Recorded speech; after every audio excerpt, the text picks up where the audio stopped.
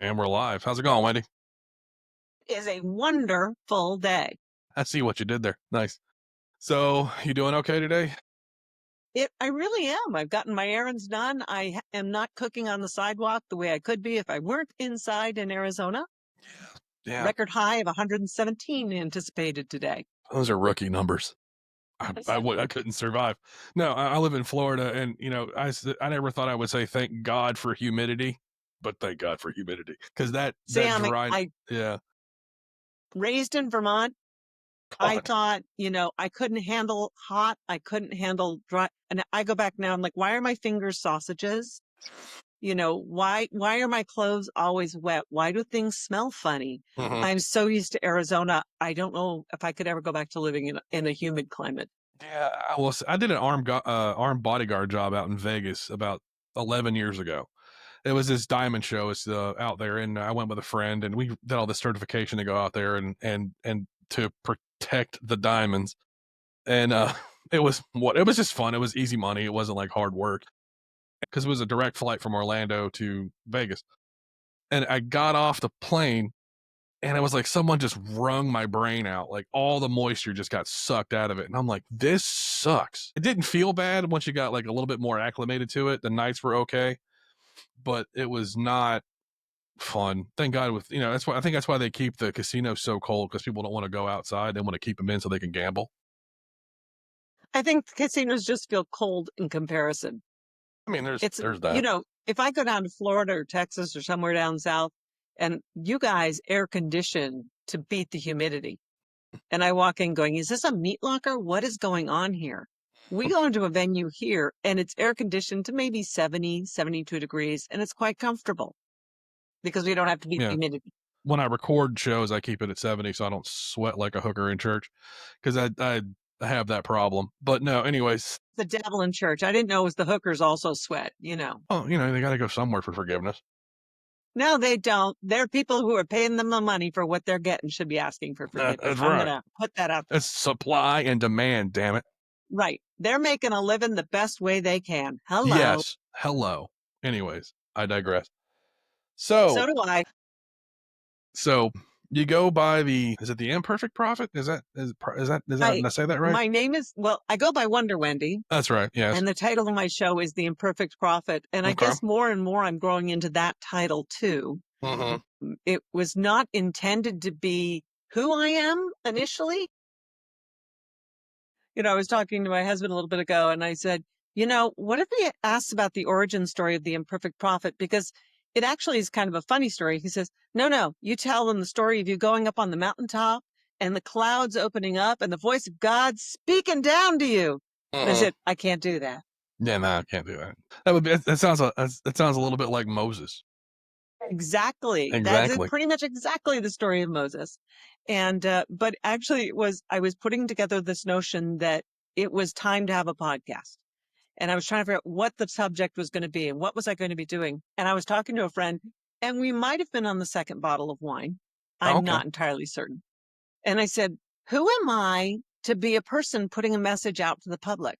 Who am I? I am an imperfect prophet. Mm-hmm. And my friend immediately, finger on nose, second finger pointing at me, said, write that down right Mm-hmm. now. Right. And so I immediately scribed it down because I was possibly on the second bottle of wine and would not have remembered the next day what that brilliant thought was, Mm-hmm. and sent it off to my producer. And very quickly that became the brand. That's the tagline, if you will. Yeah, I like that. Yeah, I don't have one of those yet, but I don't. We'll get there eventually. So, what what's your message? Like, what do you? Is it female empowerment? Is it just empowerment in general, or what are you trying to get to the world? It's human empowerment. And actually, I call it open source programming for the human mind. And if you're acquainted with the open source movement, it's programming put out for free to the public Mhm. to improve the world, and other people can build upon it without paying a fee. So at this point, I've putting these messages out for other people to help them slowly reprogram their brains. I say people because I know I have male listeners. I know I have listeners of a variety of different ages, although I do find my sweet spot is women a little bit more like myself in middle age. They're dealing with the questions of going into, through, and out of menopause. So that is my sweet spot audience, but I know there are other people who listen and get value from my messages. That's good. Yeah, I mean, I think it's good to be not necessarily multifaceted, but to have a way to communicate with more people. And I just think if you're able to have that broad of a spectrum of conversation, it's basically limitless possibilities of what can be talked about and what can be shared and what can be learned. I think is what's important. That's the reason I I think started we this need to show. learn more about each other right Oh, now. We need 100%. Yeah. we're so walled, we're so shut off, and we're Uh-huh. so many people are so angry. I try not to be an angry person. I get there sometimes, but I try not to be living in anger and frustration and closed down, and there's too much of that in this world, especially in a post-COVID world. Yeah, and well, I think a lot of it comes from like I had a guy on the show a few weeks ago, his name is Richard, and he's a trauma recovery specialist, and I think that a lot of it has to do when you put yourself in a situation with people where you get hurt, where where you've been lied to, where you lose trust in people, that makes you wall them off, and then you put on like social media and all this other crap where everybody's just lying their ass off. Pardon my French. It just it adds layers of this blockade of human emotion and human contact.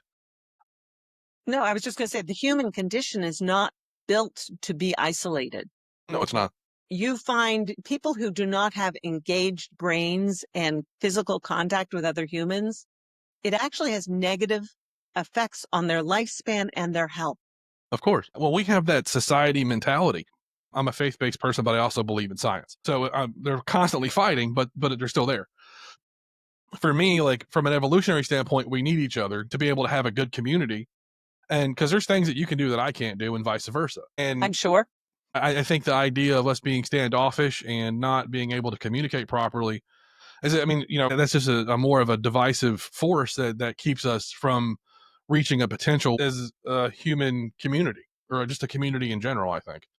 And because we don't know how to process trauma or hurt or whatever you want to call it appropriately, I think it keeps, like I said, it just keeps layering on and it makes it to where it's more difficult to trust the next person. Because I've had people screw me over. I'm sure you have too. And Who hasn't? exactly. So it's just, so I think that it's a defense mechanism to a degree, but it's also a hindrance in that same degree, I think. If you live into that distrust and Mhm. that isolation, it will eat your soul. And 100%, yeah. like you, I believe in faith, I believe in science. They coexist. I just saw a piece on CBS Sunday Morning about how even the Vatican has its own planetarium. They study the science. They believe they can be at one. You know, and not that I'm Catholic, but it Right. was an interesting piece. And, but I'm also deeply spiritual. I don't disallow that there are things we don't understand, that there's practical magic, that there's a little bit of a spiritual thing that may or may not be God, or it may be what you call it. Mhm. But I Yeah. think we all a lot of us believe in the great spirit, whatever that represents. Right. Yeah, I'm of the mindset that God is the universe, maybe. But who knows? Like, is it some white dude with a beard in the cloud? No, it's not. I don't think that's the case. Probably not. When you learn how to trust people again, like, because I've been married twice, and my girlfriend is, yeah, I've been married 3 times. Gotcha, babe. yeah, and the third time's a charm. And my girlfriend's now is making to where I'm learning how to trust people a little bit better. She's always positive, always, I hate to use the term sunny, but she has her moments where she's a human. She's not perfect, but she just definitely is bringing out. I'm starting to trust people a little bit more because of her, and I'm not going to get into specifics about my two divorces because they're two completely different things, and plus, I don't want to get fucking sued. So there's that. But Totally understand that too. right. So I think it's just a matter of meeting the right people and having them. It's not someone that's going to necessarily hold you back, but you don't want anybody who's going to drag you down. And maybe I'm just talking out of my ass. I don't know, but I think that it's just about it, and it's hard to find the right people to fit what you need in your life and what you can do for them because it's not just what that person does for you; it's what you can bring to their life as well. Maybe it's not just one person. I have an artistic side and I have artistic people that I interconnect with to develop that. I Mhm. have a business side and I have business friends that I connect with to work on that. I have a spiritual side and I have people who I connect with spiritually. So my life is, I kind of call it my boardroom or my kitchen cabinet. It's the people who I surround myself with that each one has their own specialty and fills a certain need in my life. And you have to have that interdisciplinary, expecting everything out of one person and expecting one person to be perfect is setting yourself up for failure. Yeah, I agree. You know, it was really interesting. There's a movie just came out called The Materialists. I think it's just Materialists. And it has asked a lot of those questions about, are we so Amazon wish list focused that when we're looking for a partner, it's like we took a piece of paper and said, I need them to be this, this. Mhm. They don't check that box. Let's dump them now before I lose too much in this. Exactly. And I think that what's done that is your dating apps. You know, it's like somebody did the analogy. It was a Instagram video that I watched a while back, and he says, you know, when you sit down to eat and you're trying to find something to watch while you eat, and you wind up eating everything you're before you find something to that's the equivalency of dating today. You're always looking for what that person can bring, Mhm. and if they don't check that every little box, they're gone. And I just like I told my girlfriend, I said I just want someone that I can grow old with and who I can travel with and just live life. I believe that a man should help out as much as he can, and a woman should help out as much as she can. So what we fill the gaps. You know, like if she can't, like if she does the laundry, I'll fold it. If I cook, she'll do the dishes, that kind of thing. And that's how it should be. It's not so much this man, you know, here, woman here, whatever. It's all about equality and just making it work the best you can and living a life that you want to live with that person and just finding a shred of happiness, like, or stability, whatever you're looking for, you know. I think balance is the important part of that equation. It's Mhm. been interesting. I have several same-sex couple friends, and usually there is some sort of breakdown along what we would normally consider gender lines, but it's not truly gender lines, obviously, because they're both the same gender. Mhm. But one often does what is traditionally considered guy stuff, and the other does stuff that's more girl stuff. Mhm. It's not right or wrong. It's about that balance. And we Mhm. need to acknowledge that. And we also need to acknowledge there are couples where a woman might be better with a hammer than the guy is, In this day and age. and he might be a better cook than she is. And that's okay. You know, my first marriage, one of the arguments we had was I loved mowing the lawn. Mhm. I know this doesn't sound like the basis for an argument, does it? No, it shouldn't. But you know, I was a young mom, I had a baby, I was watching her all the time, so if there was a time that he could sit with the child and I could go outside and get some work done and feel accomplished and just not have to focus on that child as much as I loved her Mhm. for a little while, it was cleansing to me. Here's the caveat. We lived on an army base and he was an army officer. And so his friends would rag on him Mhm. about me doing his work. And instead of saying, I get to spend time with my kid and she gets to be outside doing what she wants to do, he knuckled under to them and then would get pissed off at me for mowing the lawn, but he didn't want to mow the lawn. Could you explain that one to me? No, I can't because my girlfriend does the lawn. She loves it. I mean, I did it today because she couldn't do it. So I went to culinary school. So I know exactly what you're talking about. You know, I used to be a Bill, I think chef. I'm falling in love with you already. Well, easy now. I just like to cook, there's one of these influencer guys now. He's like, "Oh, if you like to cook a meal, you're gay." It's just a basic human thing that you have to do to feed yourself. You shouldn't be able to. You shouldn't have to depend on somebody's gender to cook. The idea that it's a woman's job or a man's job, it doesn't compute to me. What makes sense is it's a job that needs to be done. We both have to eat. One of us has to do it. While you're doing that, I could do this, and there you go. But and I think that And that this is what comes I talk about when I say open source programming. right. We're putting this message out there to whomever happens to be listening. It's okay to work these negotiations out with your partners in life, or whether they're romantic or platonic, co-housing, whatever it might be. Hmm. It's okay to renegotiate what we have traditionally considered our roles. Yeah, exactly. And I don't really necessarily believe in gender roles. My ex-wife was the primary breadwinner. I had no problems with that. She made more money than me. So what? Good. You know what I mean? And that stuff doesn't never really bothered me. Other things she did bother me, but that's between me and my therapist. But sorry. So when I met Veronica, it was very much like, she's a traditional woman in some aspects, like but she's also European, so there's a whole different mindset there. But it's I have a lot of respect and admiration for her because but she also knows how to stand her ground when I'm doing my bullshit. So there's that too, and I stand my ground when she's doing her bullshit. So Mhm. there's a and there's that level of it that everybody has that they bring, and you have to be willing to deal with it, Oh So yeah, yeah. for certain. But I think the idea of gender roles comes from just some archaic mindset that we used to have. I don't know how that came about, if I'm being honest, but it doesn't. I think the idea that the X person has to do X thing because they're of this gender, that is pretty much dead anymore, I believe.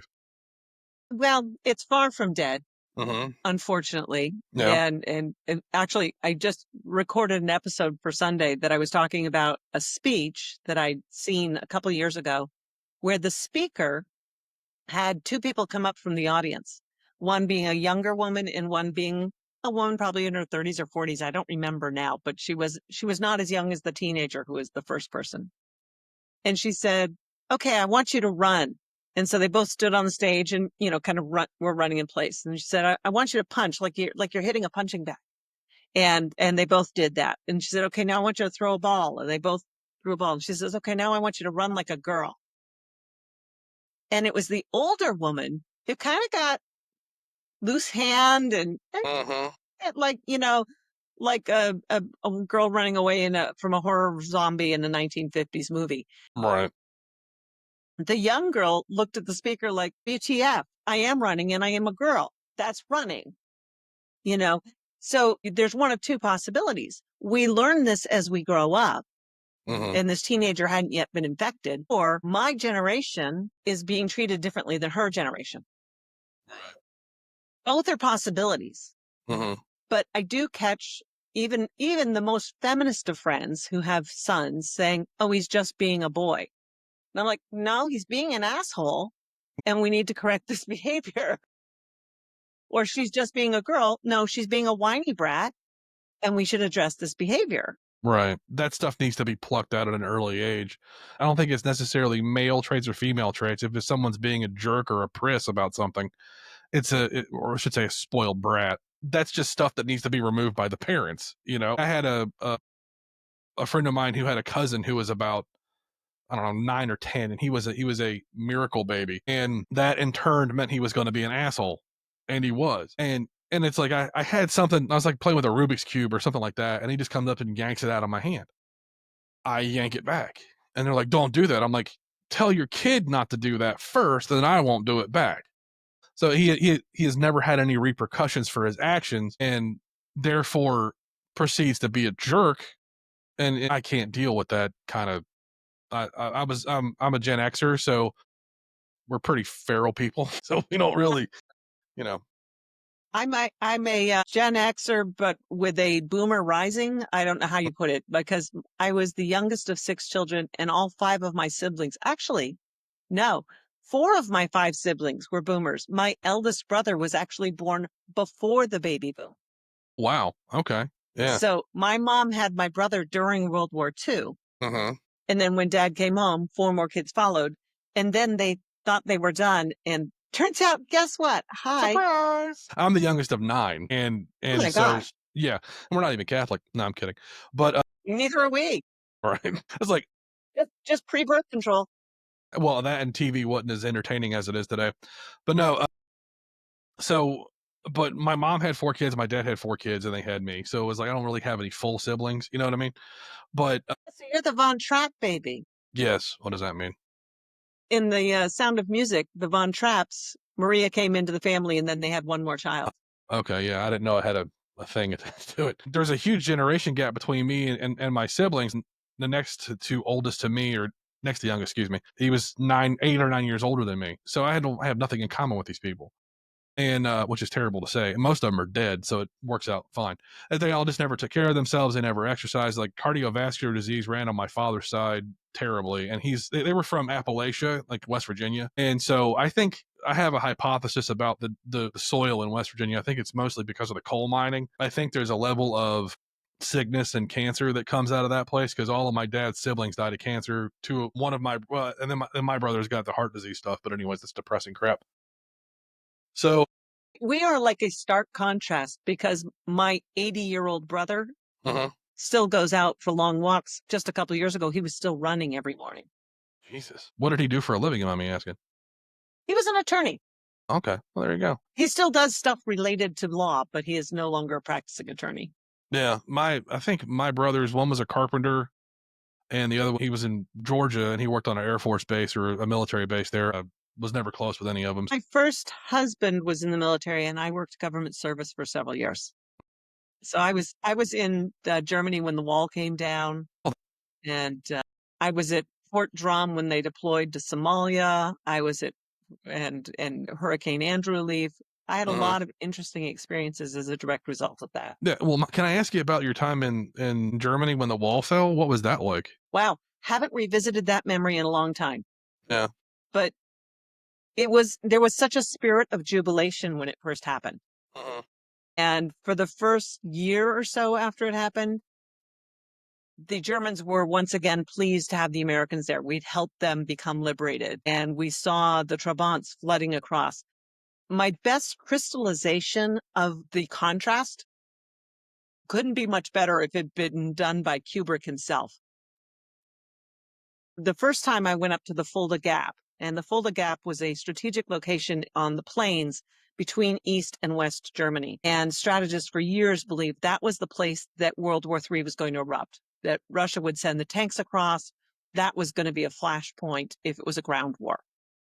And so the first year or so we were in Germany, there were regular rollouts of our soldiers to just go train up at the Gap and understand the terrain and be ready for this war. I mean, we lived in a state of constant awareness for a war. And so my husband said, let's go up and I want you to see where I spend all this time because he'd be gone for weeks at a time. And we didn't get the necessary documentation to actually go up to the fence. It was actually rules about how close active duty service members could get to the intra-German border at that point in time. So we didn't have that documentation. We needed to stay 1 kilometer away from the fence. But he knew of a vantage point on a hilltop that we could go up and he could show me the fence line and what it was actually like. So we took the drive up to Fulda, and it was a few hours to get up there, probably 2.5 hours. And it was a drizzly, rainy, gray, crappy day. And we go up there and we're standing out in the rain, and he's pulling out his binoculars and showing me this huge fence line that Germans have put in that, makes it very difficult for someone to scale and escape East Germany. And that's really what it was doing. It wasn't keeping people out. It was keeping people in. And there were markers, concrete markers along our side or the West German side that marked where our perimeter was. And then there was a road behind that fence, and that was where they patrolled. And every so often, and I don't remember the exact interval at this point in time, there were watchtowers like you see in prisons, watchtowers that guards could stand there. And you never knew which ones were manned and which ones weren't. But if you attempted to escape, there was a danger somebody could be there and boom, boom, boom, boom. So, yeah. So I'm in this, like I said, something like it was scripted by Kubrick scene, this dark, gray, drizzly. You're seeing the patrol car go along on that fence line and realizing that people are being held hostage in their own country and being divided. And after the wall fell and the party stopped, several months later, he said, let's go back and see that spot again.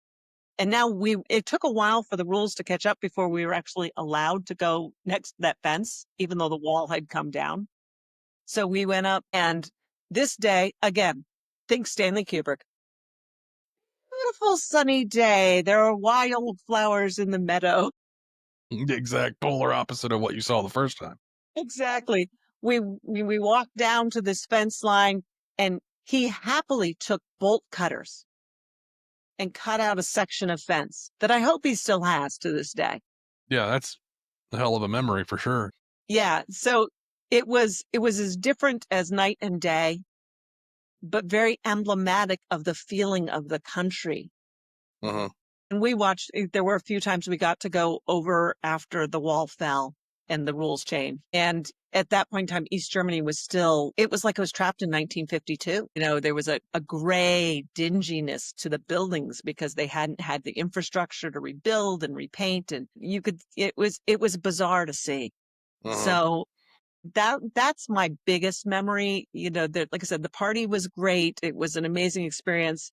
The Trabants coming across the border, which were basically cars powered by a lawnmower engine, and they caused more accidents in that short period of time after the wall came down because on the Autobahn, Uh-huh. you come up on one of those things going 110 miles an hour and everything's powder, you know. Yeah, and from the sound of it, it goes about 5 miles an hour versus 100 and something miles an hour I think they could get up to 25, 30 on a good day. on going downhill with the wind blowing. No, I get it. Yeah, that's interesting. I mean, that's got to be a very awe-inspiring thing to see, because you see something from communism and how the upkeep was. I guess I'm assuming it was communism, right? Am I wrong on that, or is it Well, it was under Soviet rule, so right? it's kind of East Germany was a gray space. Uh-huh. The people maintained a lot of their German core, Uh-huh. but it was under Soviet rule, which was essentially communism. And we saw the same thing. I got to go down to the former Yugoslavia after that broke down, before it turned into a complete war zone. So that was in the late 80s, and there were places that were like a park, and there were other places like just I described out in East Germany. Like, what are the bullet holes in this wall? How long has this building looked like this? Why is there no infrastructure restoration? And to bring it up even further, of again, the communist rule, I went to Cuba this year. Wow. Okay. Yeah. Yeah, I did an entire podcast episode on what I learned being in Cuba. So you're not going to get all of that because it's a lot.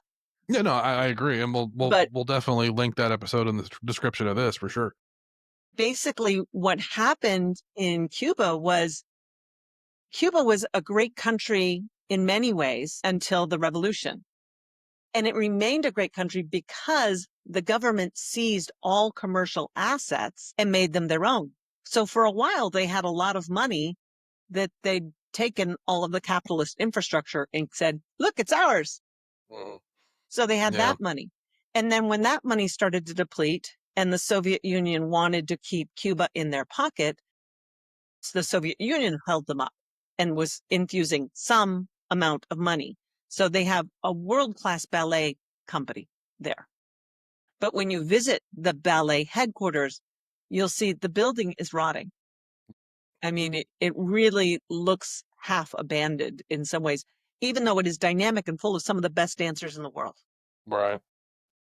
Talk to any ballerina who's gone into a ballet competition, and they will tell you, watch out for Cuba. They're amazing. So there's still this great Soviet influence upon Cuba, but they're starting to realize there's no money. And the people who live there are living with next to nothing. The rolling brownouts that we've suffered here in the United States with these heat waves are nothing compared to the brownouts and the blackouts they have in Cuba. They they have to boil their water Wow. Okay. because the water infrastructure has not been updated at all since the 1950s. They do not have pure sanitation. We visited one rooftop apartment, which was a beautiful penthouse. And I made the mistake of taking the stairs back downstairs because the elevator was about this big and four of us would get in there and all hold our breath while the elevator went up. And I said, no, I'll just take the stairs down. Thanks y'all very much. I'm grateful there were a few other people who took those stairs down with me because the closer we got to the street level, the more it smelled like a New York City urinal.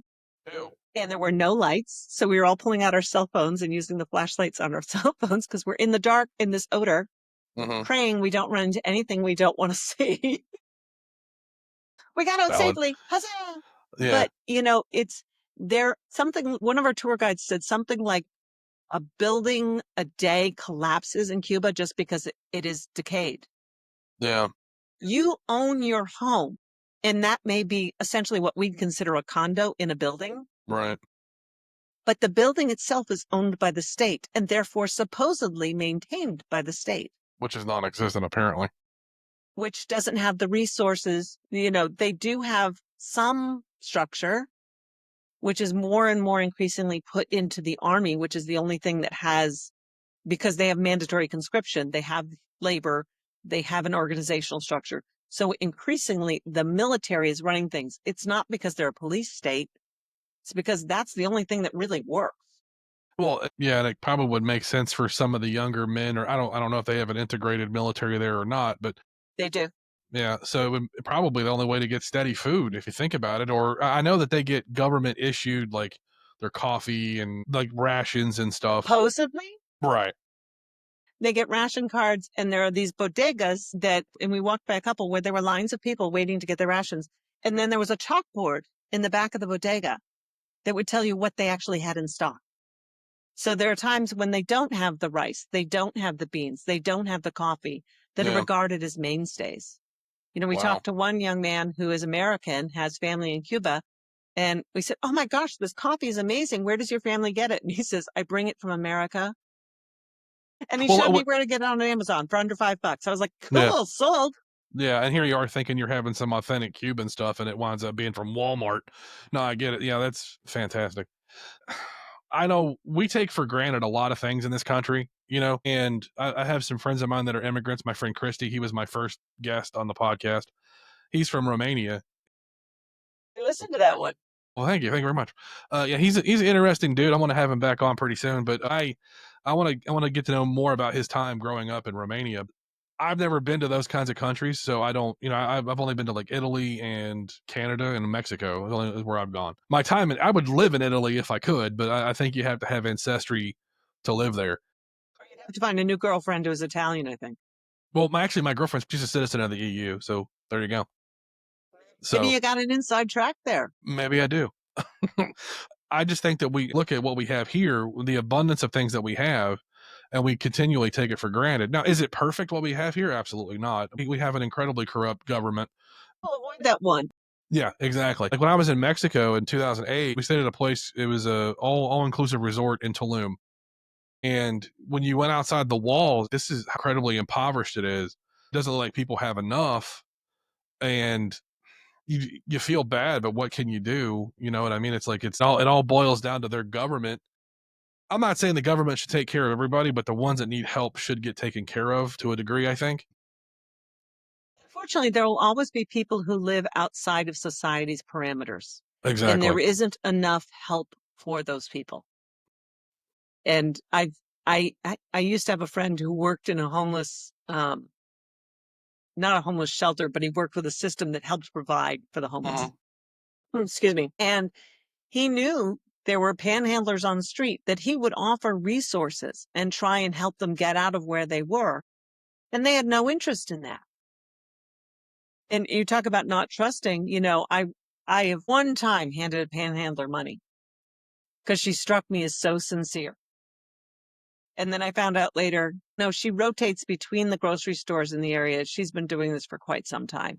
It's their job. Right. That is their full-time job. And so if you're going to be in a sales job, I'm sorry, I'm not going to be sold. Right. We have a big problem here in Florida with like one of our main highways is called I-4. It's Interstate 4. It runs to almost the entire state, I think. I could be wrong. I'm not a friggin' civil engineer. Anyways, Do not ask me geography questions. I will no, fail. me either. No, I don't. I barely know where my own house is. So one time I was coming home from work because I worked in Orlando. I decided to go. There was a restaurant I wanted to eat at in Sanford, so I came down and it was a panhandler. I gave him like $2, whatever I had in my pocket. It wasn't much. And then there was another one, catty corner on the opposite side. So the restaurant that I went to eat at was right there in that near that intersection. 5 o'clock rolls around. A van pulls up to the first one, the one I gave the money to, does a U-turn, picks up the other guy, and I'm like, something ain't right. So then we have a news station here called Channel 9. They did it like a expose, and they followed one of these guys to his palatial home in Windermere. Windermere, for people that don't know, is a very upper class area to live. Some of the surgeons I work with live in that area. These are $1 million homes. And I'm like, you prey upon people's good faith and their sympathy. And like you said, it goes back to trust. Now, the next person that I think needs money, I'm going to think twice about it Exactly. because, yeah, and it's so, And I'm not going to say that there aren't people who are in dire straits. yeah, We no. know people who bad things happen or they make unfortunate choices and they pay for it for the rest of their lives. That does happen. And please don't think I'm being heartless. But there are people who are going to choose to live out of the system, either for mental health issues or addiction issues. We have to recognize we're not going to fix these problems. We can abate some of these problems. We can provide opportunities for people to help themselves out and maybe help them help themselves out. But, it goes back to that old line. If you give a man a fish, you feed him for a day. Uh-huh. If you give a man a fishing reel, you'll never see him again. No, sorry. But see, the one that I like is if you build a man a fire, you keep him warm for a day. Set him on fire, you keep him warm for the rest of his life. Oh, Sorry, that's a why little am I dark. laughing? Sorry, I've been in the operating room for almost a quarter century, so we have if you we have a dark sense of humor to work in there. Well, I understand. Like I said, I spent 10 years with the Army. I know dark humor. Yeah, I actually my first job was in Louisiana. I was stationed at not stationed. I'm not military. Mm, lived in a little town called Leesville, Louisiana. It was next to a base called Fort Polk. It was the I know last. Fort Polk, yeah. Yep, it was the last Vietnam era army base left, and I hung out with some because there was a hospital on base called Bain Jones, and some of my friends that I worked with they lived on base because they would come and get overtime or extra money on the civilian side at the hospital I worked at. So some friends of mine invited me to base for dinner, and I got to hang out with some of the army grunts, and they are some of the most down to earth people, but also some of the most crass. It can be. But then, like you were talking about the people that want to live outside the construct of society and they want to be homeless. Some people just want that. They don't. It's not because they don't have money. It's not because they're whatever or addicted. It's just because they don't want to fit society's norms and they just want to live their own life according to be free to go and do as they please. But most of the time, you find that someone who's in the thralls of addiction or mental health problems or what have you, and it's hard to gauge which one's which sometimes. I guess. It really is. But, we're not going to provide palaces for everyone. No, absolutely not. Equality does not mean everybody gets the best. Where I live, it's a group of tiny homes for homeless folks, or I think something like that along those lines. And I've seen those done for veterans and for rehousing people who are homeless. Yes. that it's something similar to that. They're not much. They're small, but it's a good place to start. But now you have the problem with curing homelessness has become a job for people.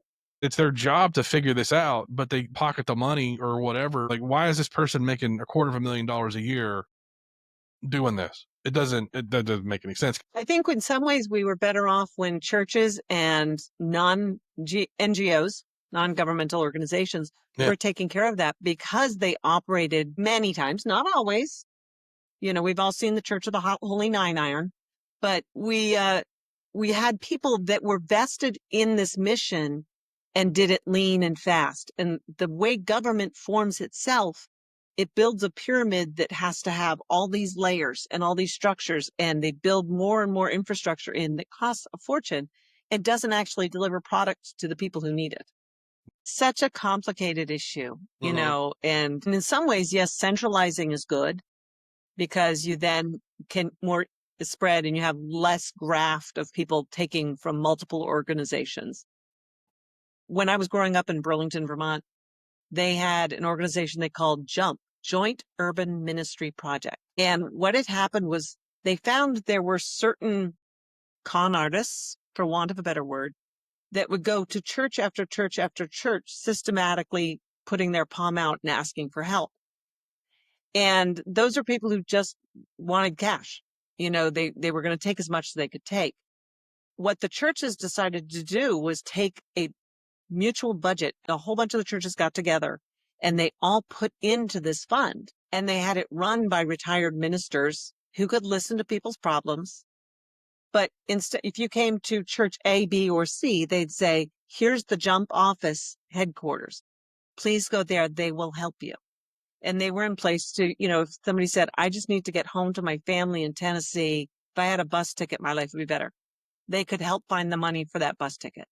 Or if it was a mom who was homeless, they could say, we have a food pantry and here's a voucher for the thrift shop in church C. So you can get some clothes for your kids. They were in a place to provide some of those things, but it cut out some of the graft, but it was all volunteer run. Yeah, I mean, I would almost prefer something like that to be voluntarily done because, I mean, it is somebody's time, and what's the one thing you can never get back is your time. When you start breaking it down, I want everyone to earn what they're worth. Exactly. But at the same time, we take for granted artists that create the art that we consume. We take for granted so many things that people do, and we want people to volunteer, and volunteering is good, but it's a tough question. These are all really tough questions. I'm not that smart to answer 'em. I just know how to muddy the water more, I guess. I don't think we're going to solve the world's problems, but if we get people thinking about it, what if every one of us helped a little bit? Yeah. I mean, do what is within your power to do and just help the next person, and hopefully they can pay it forward at some point as well too. And it's like I don't believe in giving somebody like taking care of all their problems at once because I think as a human you need a little bit of strife in your life to if you look at like we talked about earlier like spoiled brat syndrome, they've never heard no in their life. Then when they hear it the first time, it's like their brain explodes and they don't know how to process that. Like seen too much of that in my life, but the people I that I think it was have that Coco Chanel who said something to the equivalent of, she felt sorry for people who'd had everything in their lives because they'd never had the opportunity to grow. They were handicapped essentially. And I wish I could remember her exact wording because it was much more eloquent than what I just said. right. Because she'd grown up in a convent. She Wow. was abandoned by her parents. She was raised in a convent. That's where she learned her basic sewing and fashion skills. That's why she loved black and white, because she grew up around nuns. Who knew? Who knew, right? But she was inspired to do more, and that was part of what drove her to build her fashion empire, was that disadvantage, that struggle. Having everything is not always good. Other than like I had everything I needed as a child as far as like clothing and a roof and food, but there were certain things that were lacking from that. One being, like mentioned earlier, was my father. He wasn't, he just probably should have never been a father. I He think was it was, very good at creating them. yeah, to a degree. I mean, it was like, I think he just, because he was born in 1927, right? And I was born in 79. So there was a huge age gap there. And his kids were different from his time to my time. So I think my point with that is the different types of struggle will make people think of different ways to flourish later on in life. Whether it's financial struggle, mental struggle, or lack of love, or whatever, you find the way in your life to fill that void and to make it better for your offspring or the next people that you love and care about. Hopefully you do. Right. Yeah. And we all have choices. Hmm. We can either live into the destiny that we thought was handed to us, or we can create a new destiny. But you're able to learn from your parent. Like I was blessed with the ability to learn from somebody else's mistakes. So I was able to look at my brothers and say, "Oh, I'm not doing that. I know, that just looks like a dumb idea." And here we are, So I've made a good career for myself. This is a passion project that I've wanted to do for a long time, and now I'm finally able to do it because I get to meet cool people like you and other people that I've interviewed, and it's like, and this is the reason I'm doing it is to learn and to just to maybe add something to somebody's life. And it's not, and that sounds egotistical when you say it that way, but it's just to enrich my life and to meet interesting people. So there you go. But I totally understand what you're saying. Yeah. As I said, this putting these messages out there and helping people see a different way, maybe think differently. Hmm. And my philosophy is if enough of us do this, Hmm.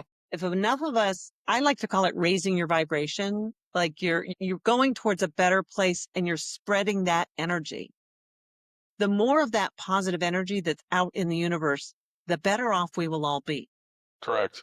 And it takes a whole lot more positive energy to cancel out a teeny little bit of negative energy. Yeah. So you got to keep doing the fight, and you got to keep putting it out there, and you got to keep reaffirming. That's why we don't say I love you to the people we love once. We say it over and over and over again because we constantly, not that we need it, but it feels good. It supports who we are. It makes us better, and it connects us. So we need that reaffirmation. You know what? Interdependence is not necessarily a bad thing unless it's codependence that cripples you. When you have dependence on other people, I think it's a good thing to a degree. Like you said, you depend on your tribe to help you and to learn. And in return, you do the same for them. It's like I learn from you, I learn from my girlfriend, I learn from my mom, I learn from the doctors that I work with, all that. And somewhere the vanity of man or human nature comes into it, and we decide, oh, he's got something better than me, blah, blah, blah, like that kind of junk. And jealousy and pettiness and all that other shit gets in there, and it drives a divide between us. And as much as I hate I'm just as guilty of it. I don't post on social media, but when you look at it, and it's like you look at it and you say, it's probably a lie, but it just it brings out the negativity. And it's like, like I listened to an episode of Joe Rogan recently, and he was saying that when you're getting the negativity or the problems of 8 billion people on your Mhm. screen, and it's like, what does your brain do with that? It goes to a bad place. But remember the great algorithm of Mhm, social media mhm. is it's going to follow where you click. So, right. So when people say to me, I can't stand social media, it's all negative. It's all Yeah, conspiracy theories. I'm like, ooh, baby, you're telling me more about yourself than anybody else. right. Because do you know what I get? I get motivational quotes, I get inspirational messages, and a whole lot of cat videos, which is really funny because I don't have a cat. I just like Maybe you watching should. them. Yeah. Are you allergic? My I life mean, doesn't fit a cat right now, okay. but I'm they do like a certain amount of attention, and they get really upset when you disappear for a while. And I travel some. So Yeah. I'd spend a lot having somebody else take care of my cats. Instead of doing that, I just don't have a cat. But that said, I have a very positive social media feed. Mhm. And when people post a lot of stuff that I call not passing scratch and sniff test, they put stuff out there. I'm like, did you actually vet that before you posted it? Did you actually think about what you were saying before you put that out there? Not that I don't believe in a few conspiracy theories. Trust me, I've got a few of my own, and we won't go there because they're not entirely positive, even though they might make you laugh. But if you're putting positivity out in the world, guess what you're going to get? Yeah, you reap what you sow. Exactly. So be careful which plants you water in your garden. Oh yeah, that's like anything that I see on whether it's YouTube, Facebook, whatever I'm looking at. Always take it with a bunch of grains of salt. Or like before we started doing the show, I was watching something about William Wallace on YouTube because that's a corner of history that fascinates me. And like I could talk about that for hours because it's a very unique corner of what happened in the movie that came out 30 years ago now, which is sad to say. You're Because I remember getting to seeing, that age where you're doing that. yeah, I know it's terrible. I mean, it's been happening for a while, but now it's like, God dang, it's hitting me. But it's okay. It's just a part of life. So, but it was more about how it was his execution and all that. It was pretty grisly stuff, but it was I like to learn versus judge and scroll. Does that make sense? No, I totally understand that. But I am quick to go through if somebody writes something that I like, they get hearts. Yeah, I exactly. will like the heck out of something that's good. And if you really, I find you offensive, or you're not passing what, like I said, the scratch and sniff test, or you're Hmm. reposting stuff that you haven't even thought before you reposted that. There were not dead babies in the street, people. Let that go. Those are the people. I hide them. I hide them. I hide them. I unfollow whatever I need to do Hmm. because you don't get my love if you're not using your brain. Well, yeah, and I think that's another problem with it because of the phones and we're able to think, type, send. We don't think, rethink, type send. You know what I mean? It's like we can like you could spit some nasty vitriol in a matter of seconds and it's out in the ether forever. You know what I mean? So we don't basically what I'm saying in a nutshell is that people don't think before they talk. and that's one of the downfalls of the devices of, social media. But so yeah, so you want to tell some people where they can find you? Well, the easiest way to connect with me is just go to my website, which is wonderwendyandfriends.com. And there are links to my social media. There are links to my podcast. You can even, we're about to put in the link for my agent so you can book me as a speaker to come talk to your organization. So there's a lot happening in the world of Wonder Wendy, and all that is dynamically happening on my website. Well, I want to say thanks for taking the time and come on my little piddly podcast. Hopefully you had a good time, and so maybe we'll do this again in the future. Delightful conversation, Phil. And, if you find something as you're reading through or listening to one of my episodes and you say, oh my God, we didn't talk about that, I'd be delighted to come back and talk to you because all of my episodes are storytelling. Absolutely. Cool. All right. Well, I was going to wrap it up for us. You can find me on YouTube, Spotify, and Rumble. So thanks for listening. Bye.